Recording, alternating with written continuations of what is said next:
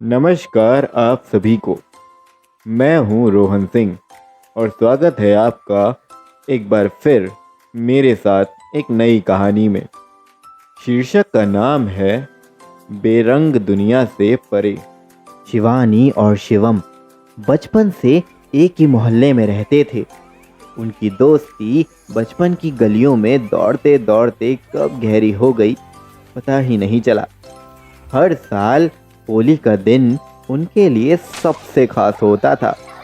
एक दूसरे को रंग लगाना, पानी की बाल्टियों से खेलना और फिर गुजिया खाते हुए हंसी मजाक करना। लेकिन पिछले साल की होली ने सब कुछ बदल दिया। होली के दिन जब शिवम ने शिवानी को गुलाल लगाया तो किसी ने मजाक में कह दिया, अरे देखो देखो, रंगों के साथ तो इन दोनों के दिल भी रंग रहे हैं। बात छोटी थी मगर शिवानी के परिवार को ये पसंद नहीं आई। उन्होंने इसे इज्जत और मर्यादा से जोड़ दिया। उधर शिवम के घर वालों ने भी ताने कसने शुरू कर दिए और धीरे धीरे दोनों ही परिवारों ने इनकी दोस्ती पर रोक लगा दी। समय का पहिया घूमा और एक बार फिर होली आई, पर इस बार मोहल्ले की रंगत कुछ और थी। मोहल्ला कहीं रंगीन था तो कहीं बेरंग।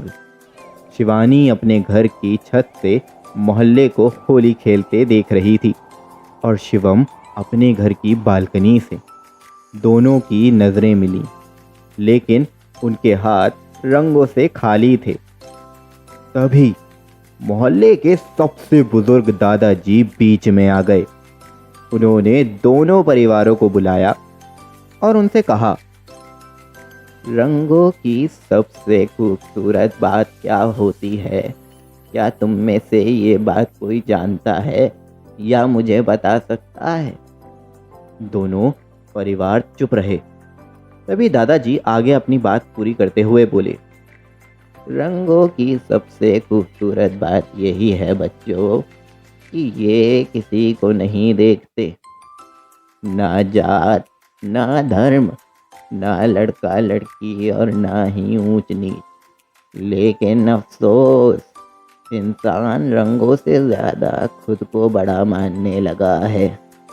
और ऐसे रंगीन रंग बिरंगे त्योहार पे जहाँ कोई किसी का रंग नहीं पूछता, जात नहीं पूछता, उसमें भी लोगों ने अपने ही दिल को मैला करके काला कर रखा है।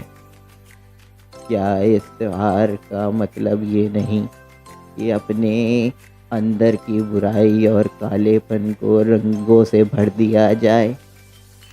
उनकी इस बात को पूरे मोहल्ले ने गौर से सुना और समझा। उन्होंने गुलाल उठाया और सबसे पहले खुद अपने चेहरे पर लगा लिया। फिर शिवानी और शिवम के परिवार वालों ने आपस में फैसला किया कि वो भी एक दूसरे को अब रंग लगाएंगे। पूरा मोहल्ला वहीं था, सब चुप थे। तभी शिवानी की माँ ने हिचकिचाते हुए गुलाल उठाया और शिवम की माँ के चेहरे पर लगा दिया। मोहल्ले में ठहराव टूटा और धीरे धीरे सब ने रंग लगाना शुरू कर दिया। शिवम और शिवानी की आंखों में खुशी थी। इस बार की होली ने सिर्फ चेहरे नहीं बल्कि सोच भी रंग दी थी। तो दोस्तों, हमें इससे क्या शिक्षा मिलती है? हमें इससे शिक्षा ये मिलती है कि रंगों का असली मतलब भेदभाव मिटाकर दिलों को जोड़ना है। जब हम रिश्तों को इन बेवजह की दीवारों से दूर रखेंगे, तभी होली का सच मतलब हमें समझ में आएगा और उसे हम अच्छे से एंजॉय भी कर पाएंगे। इसी के साथ हमारी कहानी पूरी होती है।